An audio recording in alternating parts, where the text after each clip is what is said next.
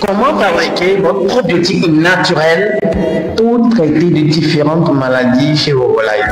Alors, les amis, vous êtes sans doute savoir que en élevage, il y a plusieurs maladies qui dérangent. Et pour pallier, traiter ces maladies, vous faites souvent recours à des produits chimiques, ce qui fait développer les sujets leur système contre les antibiotiques. Et ça fait que des fois, quand vous utilisez les antibiotiques, ça ne réussit plus.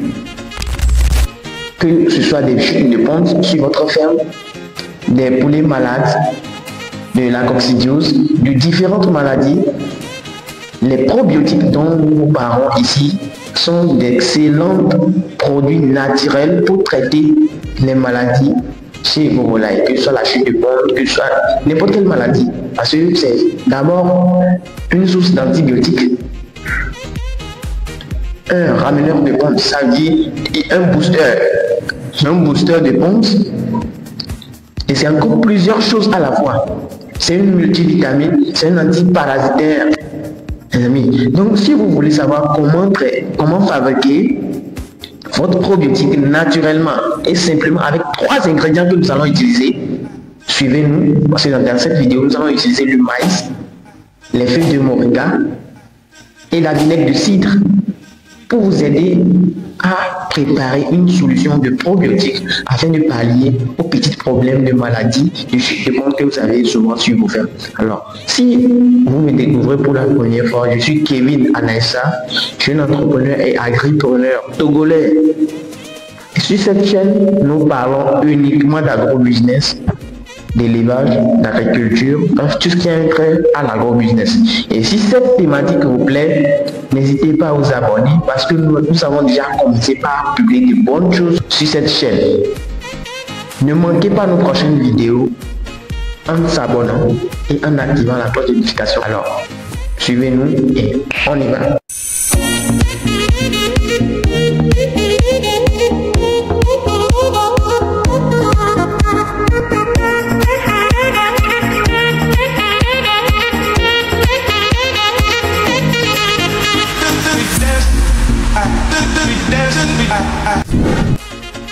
Alors, voici les ingrédients que nous allons utiliser pour fabriquer notre probiotique. Alors, sans tarder, nous allons commencer par bien laver correctement le maïs. Regardez comment ça se fait. Vous voyez? Quand vous rincez comme ça, vous allez voir que les maïs gâtés, eux-mêmes, ils montent à la surface. Vous allez enlever les maïs gâtés comme ça.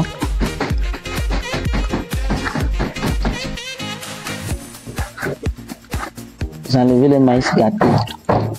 Voilà, maintenant vous tamisez.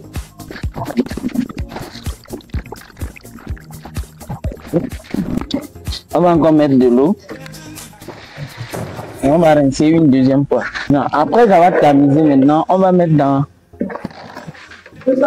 notre récipient là où on va faire la préparation. On va peser aussi pour voir c'est combien de grammes. Voilà, ici on a 250 grammes, c'est déjà bon. 250 grammes, c'est déjà bon. On va rincer aussi correctement les feuilles de moringa. Vous rincez maintenant correctement les feuilles de moringa. Pour bien rincer les feuilles de moringa, enlever les impuretés, on ajoute un peu de sel.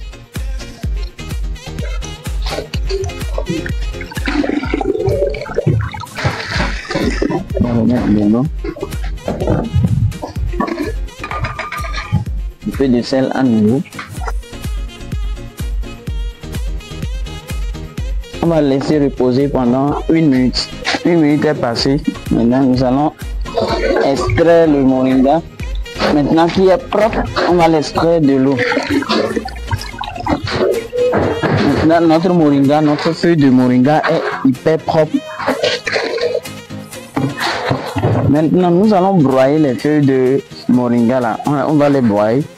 Si vous n'avez pas un mixeur pour pouvoir mixer les feuilles de moringa, vous pouvez utiliser les mains pour triturer correctement les feuilles. Et là, il faut mettre juste un peu d'eau. Vous mettez juste un peu d'eau pour triturer.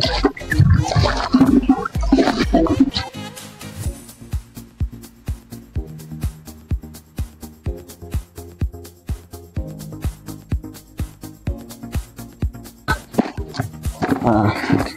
Vous triturez et vous laissez les déchets là, vous laissez ça dedans comme ça. Ce ne sont pas des déchets, mais ce sont les restants. Donc vous allez les laisser dedans comme ça. Voilà. Et vous mettez ça aussi de côté. On a notre maïs propre. On a maintenant notre moringa aussi qui est déjà trituré. Si vous avez un mixeur, vous pouvez l'utiliser pour broyer. Vous allez voir que ça va bien. Et ça va être homogène. Ça sera correct. Maintenant, nous allons prendre notre vinaigre de cidre. La vinaigre de cidre, c'est pas n'importe quel vinaigre. Vous voyez, la vinaigre de cidre. Vous allez prendre ça dans les supermarchés. Et on va mettre un peu. Voilà, maintenant on va ajouter, filme bien la vinaigre de cidre. Il faut approcher la caméra et on voit. Vous voyez comment ça est. On recule maintenant. Maintenant nous allons prendre notre seringue. Prendre notre seringue.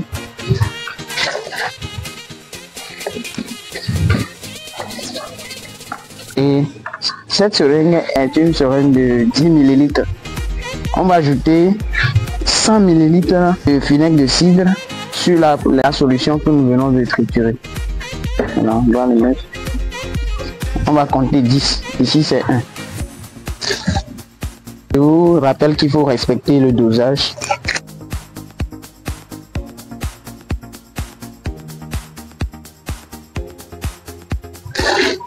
Voilà.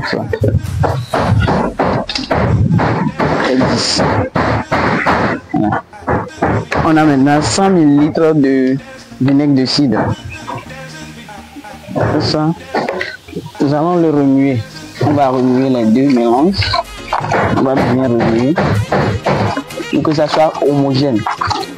Si c'est dans un mixeur que vous mixez les feuilles, vous pouvez les laisser dedans et mettre la vinaigre de cidre dedans, le faire tourner encore pour que le mélange soit homogène.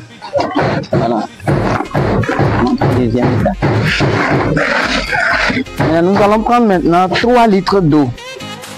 Nous allons prendre 3 litres d'eau. On a pris 200 g de feuilles de moringa. Ici c'est 250 qu'on a utilisé. En plus de 100 ml de vinaigre de cidre. Voilà.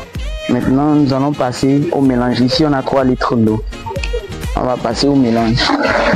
On ajoute tout le contenu, que ce soit les restants, les débris là, on ajoute tout. On ajoute tout.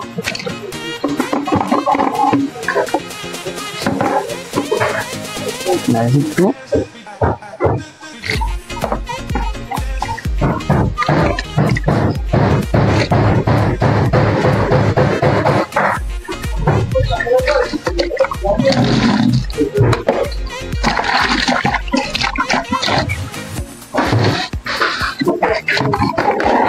Et on remue encore. On remue encore.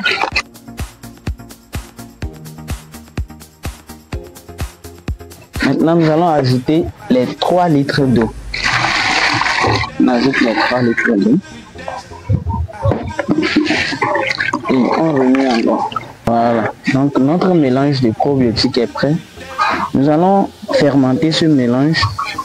On peut le fermenter pour 3 jours. Si c'est les poussins, si on doit les utiliser pour des poussins de 3 semaines à 10 semaines, ou bien à 3 mois même.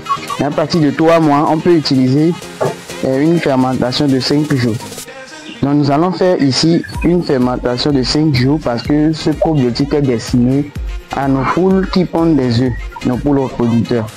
Donc nous allons fermenter le mélange. Bien avant de faire la fermentation, on doit couvrir le mélange avec une paille qui peut laisser passer l'aération, mais les insectes ne doivent pas rentrer dedans. Les insectes ne doivent pas rentrer dans le mélange. Vous devez faire tout possible pour bien couvrir, pour que les insectes ne puissent pas rentrer, mais qu'il y ait un peu d'aération. Vous voyez comment il faut couvrir le mélange. Et la panne que vous voyez là, c'est une panne hyper propre. Ça, on pose ceci dessus. Et on laisse pendant 5 jours. Mais dans les 5 jours, chaque jour, nous allons venir ouvrir le mélange et le remuer pour homogénéiser la fermentation. Parce que quand vous le laissez comme ça, vous allez constater après les 5 jours qu'une partie est bien fermentée que l'autre partie. Donc chaque jour, vous venez remuer le mélange pour homogénéiser votre fermentation. Donc voici, nous sommes à la fin de notre préparation du probiotique. Et d'ici 5 jours, nous allons vous montrer le résultat. Et après le résultat, nous allons tamiser le mélange. Nous allons le tamiser pour sortir le liquide qui va être dans le mélange, qui sera fermenté. On va le sortir. Maintenant, on va passer à la conservation. Comment il faut conserver le mélange? Parce que vous êtes sans doute savoir que ce mélange, on peut le conserver pendant des jours pour utiliser à nos sujets. Donc, on va vous montrer comment il faut conserver, avec quel bocal ou boîte on peut le conserver pour pouvoir utiliser sur le long terme. Donc, si vous nous avez suivi et que vous avez aimé cette vidéo, vous êtes passionné de l'élevage biologique, n'hésitez pas à vous abonner à notre chaîne parce que sur cette chaîne, nous allons vous parler désormais d'élevage de volailles. Et dans ce type d'élevage là, on va parler de l'élevage biologique. Comment vous pouvez utiliser les herbes, les feuilles pour pouvoir traiter vos sujets. Donc n'hésitez pas à vous abonner, à activer les cloches de notification pour que dès qu'on poste une vidéo nette, vous recevez notre notification pour partir regarder la vidéo. Alors si vous avez aimé, on va se dire à bientôt pour une prochaine vidéo. Merci. Pour vos besoins en service de vaccination, pour vos besoins en suivi technique de ferme, pour vos besoins en poussin d'un jour, de 2 semaines, 3 semaines et même d'1 mois, n'hésitez pas à contacter Eleforma.